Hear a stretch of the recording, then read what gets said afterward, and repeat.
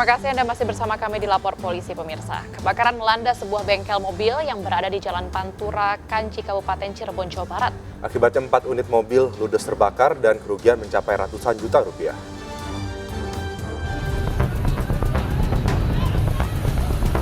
Sebuah bengkel mobil yang berada di Jalan Pantura, Kanci, Kabupaten Cirebon, Jawa Barat ludes terbakar.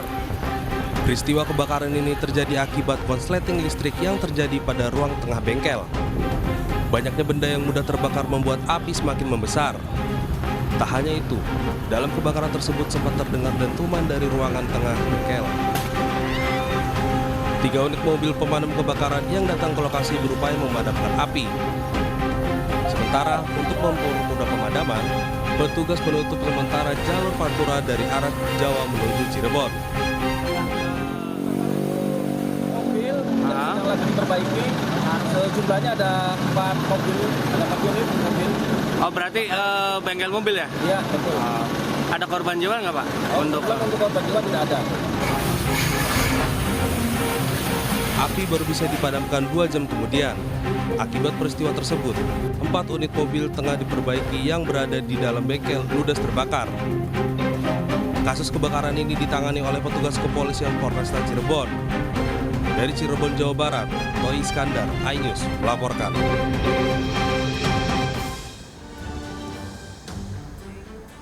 Pemirsa, jenazah pemuda bersimbah darah ditemukan warga terbaring di bengkel di Pinrang, Sulawesi Selatan. Polisi pun memeriksa barang bukti dan saksi untuk mengejar pelaku.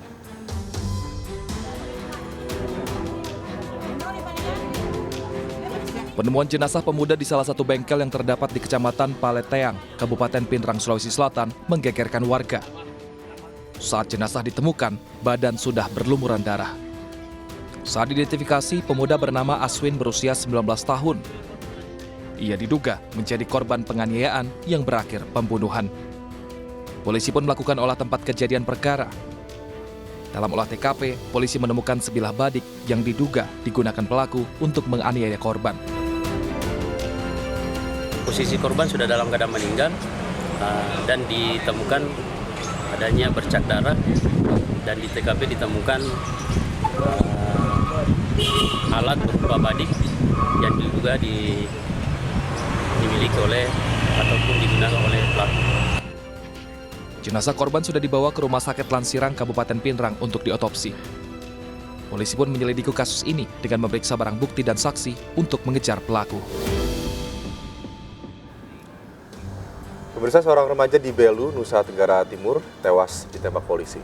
Pihak kepolisian menyatakan korban yang merupakan buronan kasus pengeroyokan ini berusaha melarikan diri, namun saksi mata memberikan keterangan yang berbeda.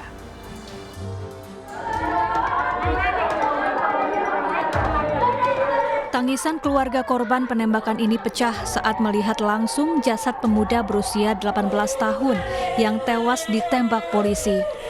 Korban GYL merupakan warga desa Manleten, Belu, Nusa Tenggara Timur yang selama ini menjadi buron atas kasus penganiayaan. Korban yang telah ditetapkan sebagai tersangka selama ini dikejar polisi di sejumlah lokasi. Polisi menyatakan terpaksa melepas tembakan lantaran korban hendak kabur dalam penggerebekan. Sementara itu warga sekitar mengaku menyaksikan penembakan sebanyak 4 kali. Kami itu sementara minum kopi, dan satu orang masuk ini, kita tanya lagi. Nah, dia bilang, jangan lari. Yang lari, tang. Tembak memang. Peluru dia pun apa ini dah. Selongsong pelurunya. Tembak 4 kali. Nah, jadi yang bersangkutan juga merupakan salah satu tersangka dalam hal kasus penganiayaan. Selama ini yang bersangkutan sudah dilakukan pemanggilan, dan selama ini juga yang bersangkutan juga sudah dikejar di beberapa tempat, terakhir dari pagi. Tak terima dengan tindakan polisi yang dianggap semena-mena, ratusan warga kemudian mengarak jenazah korban ke kantor Polres Belu sambil berjalan kaki. Kericuhan sempat terjadi saat warga mendobrak pagar kantor Mapolresta Belu. Keluarga korban menuntut oknum polisi yang melakukan penembakan diproses hukum sesuai aturan yang berlaku. Dari Belu, Nusa Tenggara Timur, Stefanus Dilepayong, iNews melaporkan. Sementara itu, pemirsa, Kejaksaan Agung tetapkan berkas perkara Ferdy Sambo dan tersangka lainnya P21 atau lengkap. Ya, barang bukti dan para tersangka akan diserahkan ke Kejaksaan untuk segera disidang.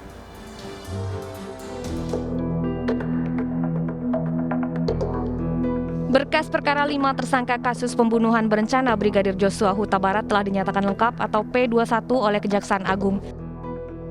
Sebelumnya berkas perkara Ferdy Sambo dan koleganya sempat dikembalikan ke penyidik Polri oleh Kejaksaan Agung untuk diperiksa. Dalam pembunuhan berencana Brigadir Joshua ada total 5 tersangka.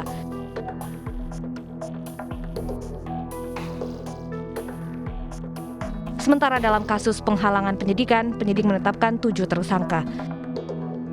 Ferdy Sambo jadi tersangka dalam 2 kasus, yaitu pembunuhan berencana Brigadir Joshua dan tersangka penghalangan penyidikan. Sesuai dengan ketentuan perundang-undangan, Kitab Undang-Undang Hukum Acara Pidana, jaksa meneliti kelengkapan berkas perkara, kelengkapan formil dan material dari berkas perkara itu. Kelengkapan formil, material dari hasil penelitian berkas perkara. Saya baru saja menerima laporan dari Direktur Orang dan Harta Benda bahwa persyaratan formil material telah terpenuhi sebagaimana ditentukan di dalam KUHP pasal 138, 139, pasal 8 ayat 3 huruf B KUHP. Penyidik menyerahkan tanggung jawab tersangka dan barang bukti pada jaksa untuk segera disidangkan. Sambo CS disangkakan dengan pasal 340 KUHP subsidiar pasal 338, KUHP Jungto pasal 55, KUHP Jungto pasal 56 dengan ancaman hukuman maksimal hukuman mati, penjara seumur hidup atau 20 tahun penjara. Tim Liputan iNews melaporkan.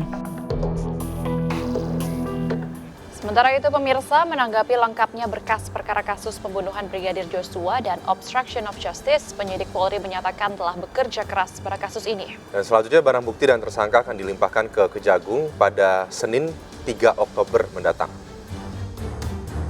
Hari ini tentunya dari komitmen tersebut sudah ditunjukkan bahwa berkas perkara sudah disampaikan tadi oleh Kejaksaan Agung, sudah dinyatakan P21. Yang berkas perkara terkait sangkaan pasal 340 subsidiar 338 junto 5556, 5 berkas perkara ya dengan tersangka FS dan 4 tersangka lainnya yang baik PC, RE, RR dan KM. Kemudian untuk berkas perkara 7 berkas perkara dengan sangkaan pasal 32 kemudian 33 Undang-Undang ITE untuk pasal 55 subsidiar pasal 221 dan 223 KUHP pun demikian. Berkas perkara terkait tersangka obstruction of justice dengan tersangka FS dan 6 tersangka lainnya juga sudah dinyatakan lengkap P21. Ya, ini sesuai dengan pasal 110 KUHP, kewajiban penyidik akan segera melimpahkan atau tahap 2. Insya Allah untuk rencana pelimpahan tahap 2 akan dilaksanakan ya, penyerahan tersangka dan barang bukti pada hari Senin, tanggal 3 Oktober tahun 2022. Ya, rencana awal sementara ini ya. Apabila nanti ada perubahan, tentunya akan saya sampaikan kepada rekan-rekan untuk tempat penyerahannya direncanakan di Bareskrim. Ya. Jadi pada hari Senin, tanggal 3 Oktober 2022, sekali lagi saya sampaikan, untuk penyerahan tahap 2, baik tersangka dan barang bukti, akan kita serahkan kepada Jaksa Penuntut Umum. Tadi dari Kejaksaan Agung sudah menyampaikan juga, akan segera ya, melaksanakan untuk gelar persidangan. Yang tentunya akan dikomunikasikan dengan pihak pengadilan. Jadi itu saya sampaikan kepada rekan-rekan. Ya, pemirsa, aksi 2 penjamret menyasar kalung emas emak-emak di perumahan viral di media sosial. Jangan kemana-mana, informasinya akan kami hadirkan sesaat lagi usai jeda berikut. Tetaplah bersama kami di Lapor Polisi. Anda lapor, kami sampaikan.